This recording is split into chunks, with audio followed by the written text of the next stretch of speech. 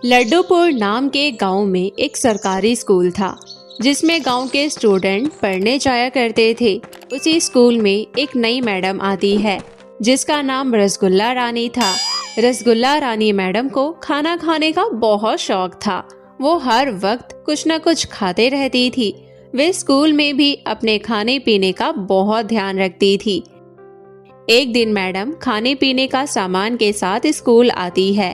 तभी गीता मैडम की नजर उस बैग पर पड़ती है। अरे रसगुल्ला रानी मैडम, इस भारी भरकम थैले में क्या भर कर लाई हो? लगता है पूरा बैग भर के आज खाना लाई हो।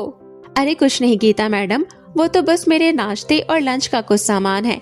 जब से इस स्कूल में नौकरी लगी है तब से मैं तो कुछ ठीक से खा ही नहीं पाती। अच्छा अब मैं क्लास में जाती हूँ, मुझे देर हो रही है।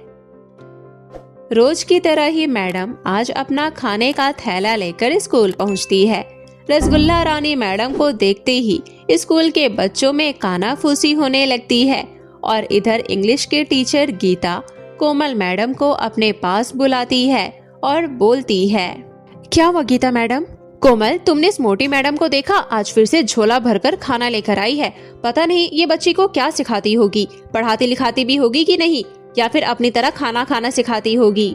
इधर रसगुल्ला रानी मैडम अपना बैग लिए बैठी होती है और मौका देखती ही अपने बैग में से पानी की बोतल और पराठे निकालती है और बोलती है, अरे यार, जल्दी जल्दी के चक्कर में नाश्ता करने का भी टाइम नहीं मिला।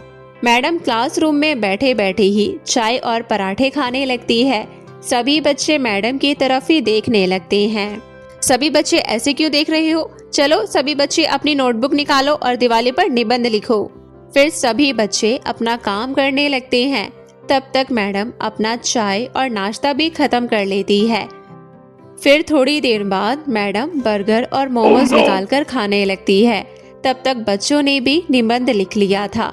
फिर एक एक करके सभी बच्चे अपना कॉपी लेकर मैडम को दिखाने लगते हैं।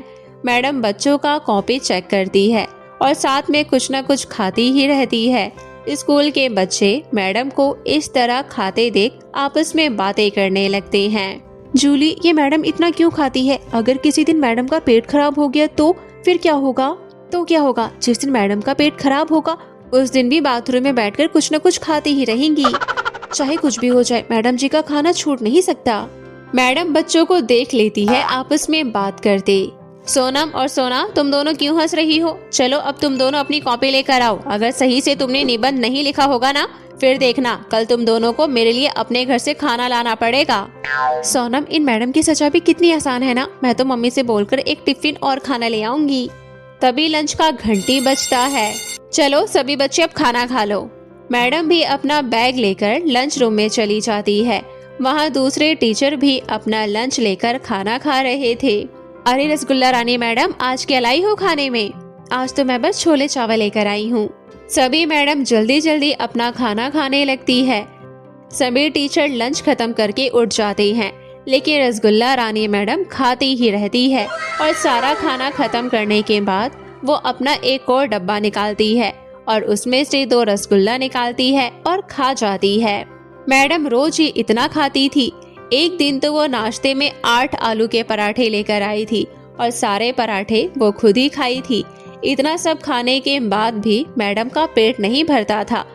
वो क्लास खत्म होने के बाद स्कूल के बाहर खड़े ठेले वाले से छोले भटूरे तो कभी छोले कुलचे लेकर खाती थी।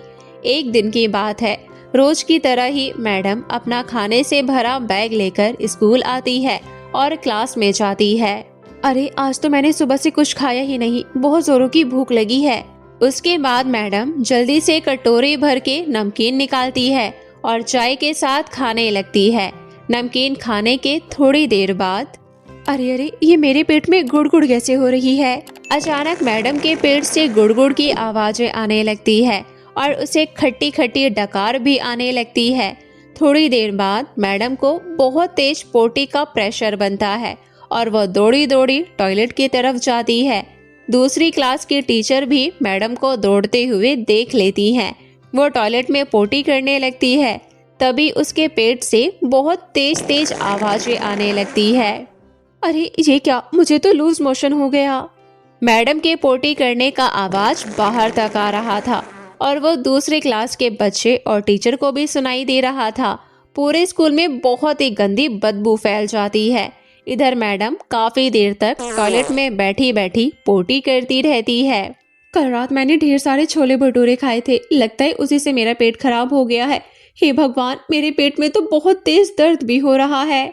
काफी देर होने के बाद भी मैडम बाहर नहीं आती तो सफाई करने वाली काकी उसे बाहर से आवाज लगाती है। मैडम जी, कितना टाइम लगाइएगा, हमको सफाई करके घर भी जाना है। उसके बाद रसगुल्ला मैडम टॉयलेट के बाहर आती है और हाथ मुंह धोने के बाद क्लासरूम में जाती है। तभी एक स्टूडेंट आकर कहती है, मैडम आपने जो मुझे होमवर्क दिया था उसमें से मुझे कुछ पूछना है। मुझे मैथ्स के कुछ क्वेश्चन समझ नहीं आया, आप बता दीजिए ना। फिर मैडम उसे बताने लगती है। तभी मैडम के पेट में फिर से तेज तेज गुड़गुड़ होने लगता है और उसे फिर से प्रेशर आ जाता है। वो दौड़ते हुए टॉयलेट की तरफ भागती है, लेकिन प्रेशर इतना तेज था कि बाहर ही उसकी पॉटी निकल जाती है और वो लूज मोशन करते हुए टॉयलेट पहुंचती है। उसने पूरा फ्लोर पोटी से गंदा कर दिया था। पूरा स्कूल पोटी की बदबू से परेशान हो गया था। छी, अरे यहाँ किसी ने पोटी कर रखी है। छी छी, जरूर ये पोटी रसगुल्ला रानी मैडम ने की है, क्योंकि अभी अभी वही यहाँ से भागते हुए टॉयलेट में गई है। इधर मैडम को खूब लूज मोशन होता है। वो जैसे उठकर हाथ धोने लगती है, उसे फिर से पोटी आ जाती है और वो जोर जोर से आवाज कर करके पोटी कर रही थी। बाहर सभी पोटी की बदबू से परेशान होकर क्लास छोड़कर बाहर ग्राउंड में आ जाते हैं और फिर ये बात प्रिंसिपल मैडम तक पहुंच जाती है और वो अंदर आकर देखती है तो गुस्से से लाल हो जाती है। ये किसकी करतूत है? किसने की है इतनी गंदी हरकत? पूरे स्कूल में बदबू ही बदबू फैल गई है। उसी भुक्कड़ रसगुल्ला रानी मैडम ने की है, जो पूरे दिन क्लास में बैठकर ठूसती रहती है।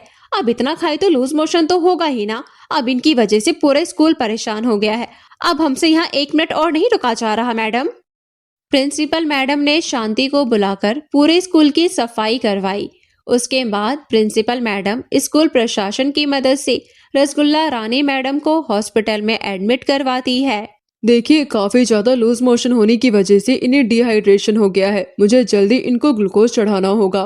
उसके बाद डॉक्टर मैडम का इलाज करते हैं और कुछ देर बाद मैडम को होश आ जाता है। जब वो अपनी आंखें खोलती है तो उसके सामने डॉक्टर, प्रिंसिपल मैडम, बाकी स्कूल के बच्चे खड़े थे। मैडम उन्हें देखकर बहुत ज्यादा शर्मिंदा हो जाती है।